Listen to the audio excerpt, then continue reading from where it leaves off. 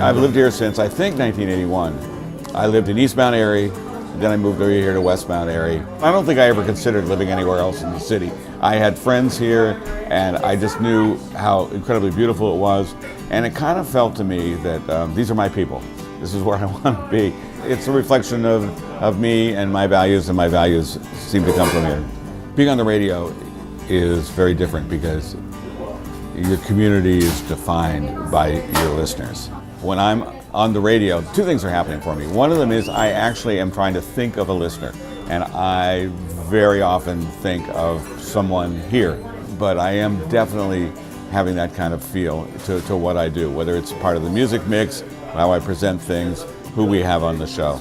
And I think that's certainly very affected by where I live. I mean, I've been talking about this Mount Airy mindset and what that means. And I think it's a lot of people who are artistic in some way and are very open-minded. It's a haven. I mean, I don't know, but for me, it feels like a unique place in the country. I love doing the World Cafe because the guests I talk to are from everywhere. It's all kinds of music, all different kinds of people. At this point in my life, it's a lot of younger people, and I tend to be able to relate with them.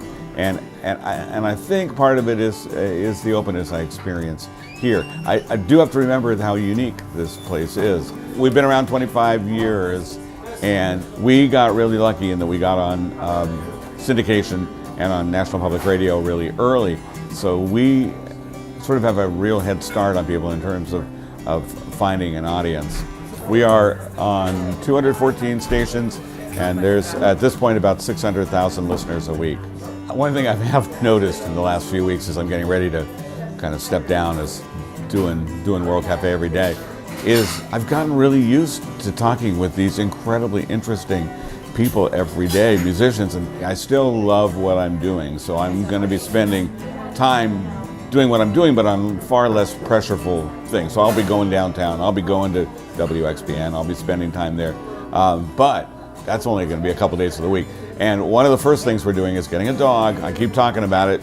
It's finally going to happen. Living across from Carpenter's Woods, the people who live in the neighborhood know about the dog park down there. And I honestly haven't gotten beyond just taking a deep breath and having time. And a perfect place to be for that, for me.